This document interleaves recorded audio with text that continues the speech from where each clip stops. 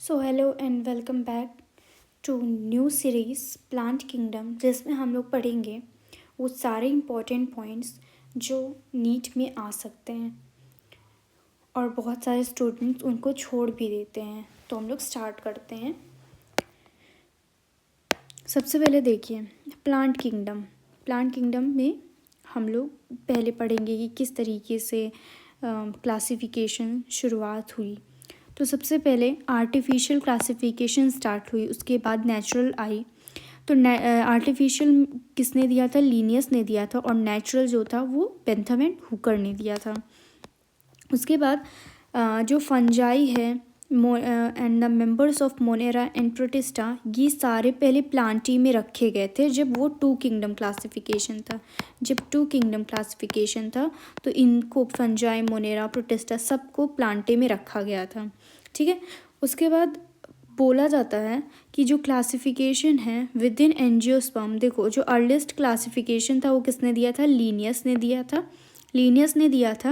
और वो सिर्फ कुछ ग्रॉस सुपरफिशियल मॉर्फोलॉजिकल कैरेक्टर्स पर बेस्ड था, जैसे कि हैबिट, कलर, नंबर, शेप, इन सब पे बेस्ड था। और वो जो दिए थे लीनियस ने जिसके बेसिस पे दिया था वो था एंड्रोशियम का स्ट्रक्चर, कि कैसा है इनका एंड्रोशियम का स्ट्रक्चर, उसके बेसिस पे दिया था कि जो प्लांट्स है वो इस तरीके से क्लासिफाइड होते हैं, जो कि बिल्कुल भी माना नहीं गया बाद में।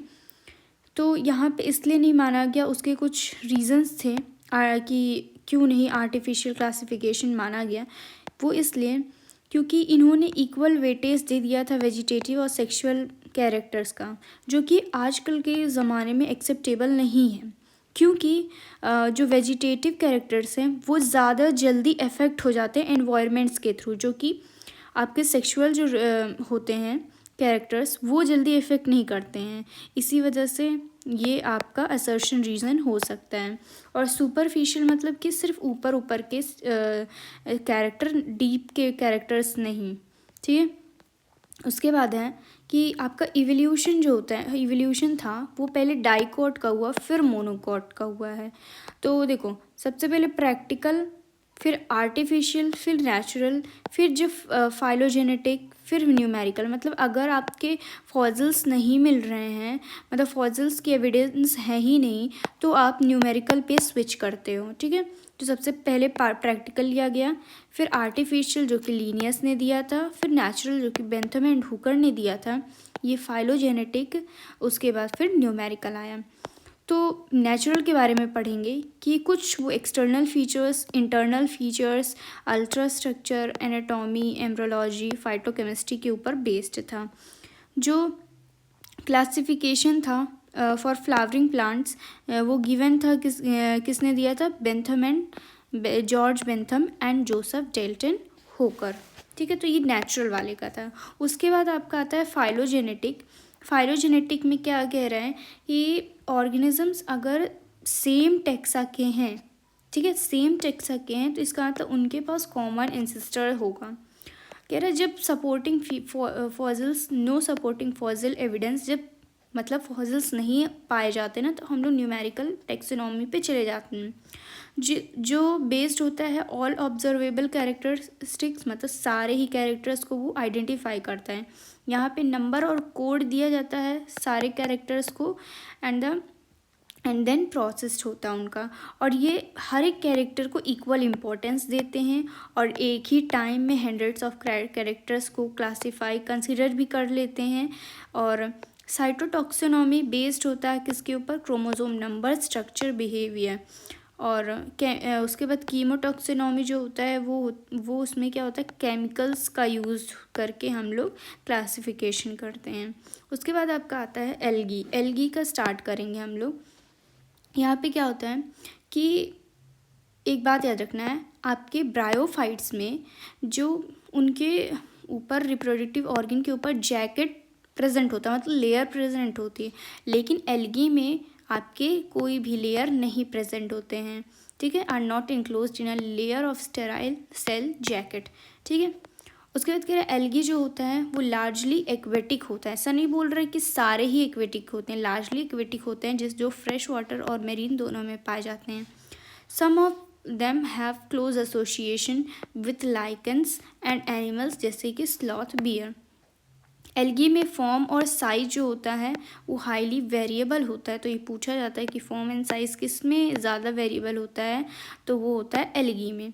Few of the marine form such as kelp and form massive plant bodies. कुछ जो होते हैं मेरीन फॉर्म्स के वो आपके केल्प बनाते हैं जो कि मैसिव प्लांट बॉडी होता है।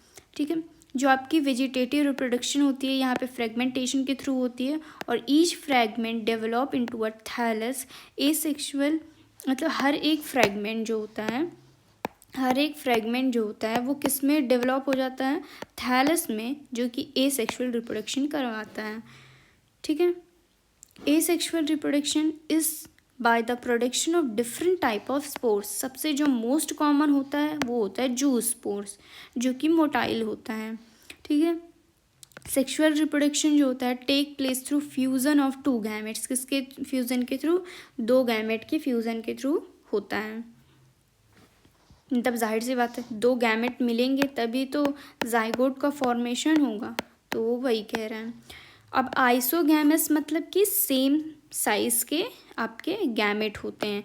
तो एक फ्लैजिलेटेड होता है जो कि उरेथ्रिक्स में होता है, एक नॉन फ्लैजिलेटेड होता है जो कि स्पायरोगायरा में होता है। ठीक है, उसके बाद आपका आता है उडोराइना जो कि एनाइसोगैमस होता है। मतलब देखो 3 टाइप के आपके होते हैं गैमेट्स, एक आइसोगैमस, ठीक है, और एक एनाइसोगैमस होते हैं, एक ऊगैमस होते हैं। तो आइसोगैमस जो सिमिलर वाले होंगे, मतलब सेम गैमेट होंगे, और एनाइसोगैमस में क्या होता है आपके डिसिमिलर होते हैं इन साइज़, और ऊगैमस में भी डिसिमिलर ही होते हैं, बस उसमें आपकी फीमेल लार्ज होती है और मेल छोटा होता है और वो मोटाइल होता है। और ऊगैमस का एग्जांपल वोल्वेक्स एंड फ्यूकस, और एनाइसोगैमस का उडोराइना जो कि ग्रीन लगा होता है। उसके बाद देखिए ये सारे आपके एग्जाम्पल्स हैं, ये सब देख लीजिएगा। उसके बाद एल्गी के मतलब क्या यूज़ हैं वो दिए गए हैं। कह रहा है at least A half of the total carbon dioxide fixation earth is carried out by algae. मतलब आधा से ज़्यादा तो जो कार्बन डाइऑक्साइड का फिक्सेशन होता है वो ये एल्गी ही करता है। उसके बाद कह रहा है बीइंग फोटोसिंथेसिस होने की वजह से वो क्या करता है, डिज़ोल्व ऑक्सीजन को नेचर में कहीं ना कहीं इंक्रीज करता है। और कह रहा है ये जो होता है they are paramount importance as primary producer of energy rich compound which form the basis of food cycle for all aquatic animal। बहुत इंपॉर्टेंट लाइन है कि आपके सारे ही एक्वेटिक एनिमल में जो स्टार्टिंग प्रोड्यूसर होता है, प्राइमरी प्रोड्यूसर होता है, वो आपका एल्गी ही होता है। समझ में आया?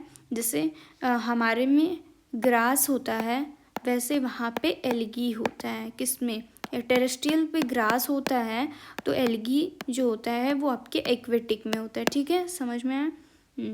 उसके बाद मैनी स्पीशीज़ जैसे कि पोरफायरा, लेमिनेरिन, सरगैसम, ये सारे इनमें से मतलब 70 स्पीशीज़ जो होते हैं मेरीन फॉर्म्स के, ये सारे फूड बनाते हैं जिसमें पोरफायरा, लेमिनेरिया, सरगैसम भी आते हैं। Certain marine forms and red algae produce large amount of hydrocolloids. मतलब बहुत ज़्यादा हाइड्रोकोलाइड्स वो बनाते हैं। हाइड्रोकोलाइड्स जो होते हैं वो वाटर को होल्ड करने की टेंडेंसी रखते हैं, जैसे कि एल्गिन और केराजिन। एल्गिन ब्राउन एल्गी में होता है एंड केराजिन रेड एल्गी में होता है। और अगर one of the commercially product obtain, अगर किससे कहाँ से मतलब ऑब्टेन होता है, जिलेडियम एंड ग्रेसिलेरिया से। ये किस में हेल्प होते हैं? Growing microbes and in preparation of ice cream and jellies. ठीक है, अब आगे बाद में पढ़ें।